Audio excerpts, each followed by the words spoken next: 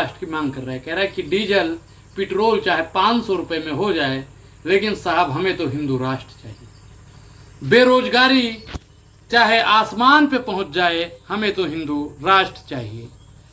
हमारी आने वाली 3 नस्लें चाहे बेरोजगार हों, लेकिन हमें तो हिंदू राष्ट्र चाहिए। नमस्कार दोस्तों, मैं अनुराग ओझा। कैसे हैं आप लोग? ठीक ही होंगे। 2024 निकट में है और 5 राज्यों में चुनाव है।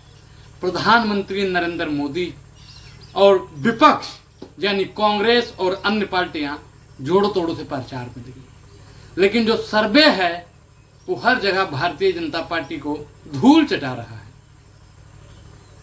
अब देखना यह है कि जनता क्या तय करती है। सर्वे से तो मालूम पड़ता है कि 5 राज्यों में कांग्रेस की सरकार आ रही है और सबसे टफ चुनाव अगर किसी प्रदेश का है तो राजस्थान का है, क्योंकि पूरी की पूरी केंद्र सरकार राजस्थान के मुख्यमंत्री गहलोत साहब को हराने में जुटी है। साहब, प्रधानमंत्री नरेंद्र मोदी ने घोषणा की है कि 500 रुपए में सिलेंडर 600 रुपए में सिलेंडर मिलेगा, लेकिन 500 रुपए में राजस्थान की जनता पहले ही सिलेंडर ले रही है। साहब, ये प्रधानमंत्री नरेंद्र मोदी के एक तमाचा है, क्योंकि जनता सब जानती है 2024 में क्या होगा और आंकड़ा क्या होगा, सर्वे क्या कहता है, ये भी चौंकाने वाला विषय है।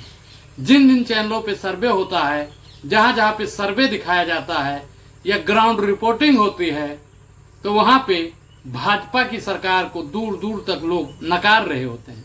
आज मैं एक वीडियो देख रहा था मुरैना मध्य प्रदेश की।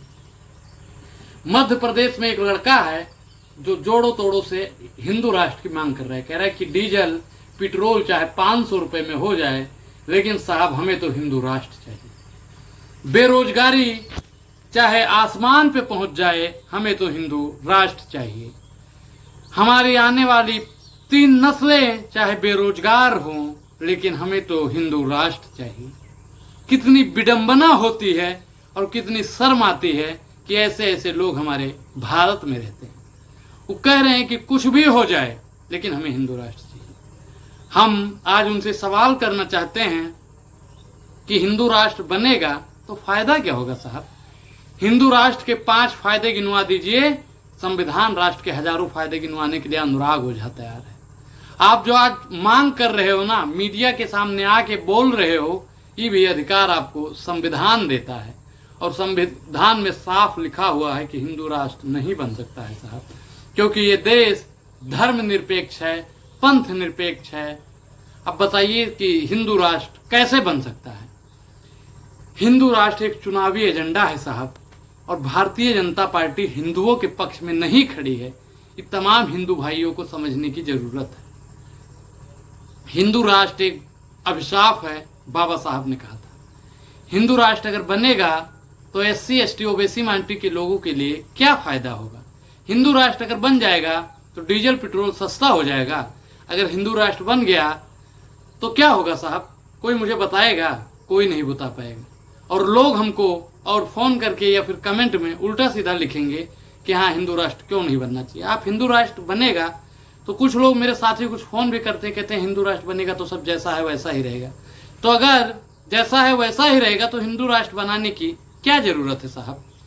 कोई बाबा व्यासपीठ पर बैठ कर कह देता है कि हिंदू राष्ट्र बनाने के लिए चाहे संविधान ही बदल देना पड़े, हिंदू राष्ट्र तो हम बना के रहेंगे। साहब, ये चुनाव की राजनीति है और हिंदू राष्ट्र बनाना एक एजेंडा है।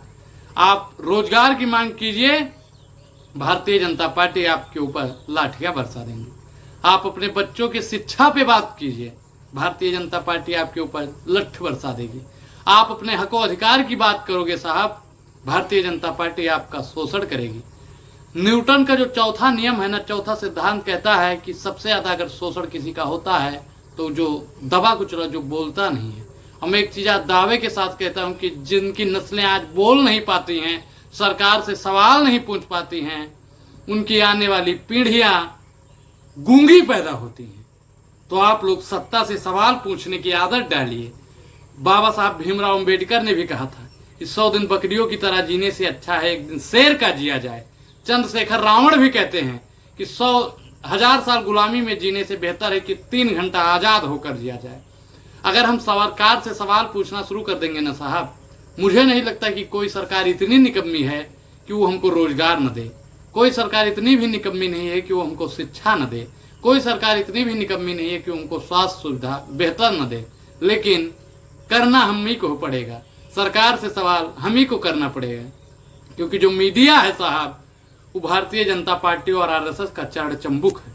मीडिया सरकार से सवाल नहीं पूछती है साहब, मीडिया तो सरकार की दलाली करती है। अब दलाल की बात दलाल ही समझते हैं और दलालों का नट बोल दलाल ही कसते हैं। तो आपसे हम कहना चाहते हैं कि 24 में चुनाव देने से पहले वोट उसे दीजिए जो शिक्षित हो, पार्टी मत देखिए। वोट उसे दीजिए जो आपके बच्चों के बेहतर शिक्षा और स्वास्थ्य की बात करे। इस पूरी वीडियो पर आपकी क्या प्रतिक्रिया है हमें कमेंट बॉक्स में जरूर बताएं। धन्यवाद।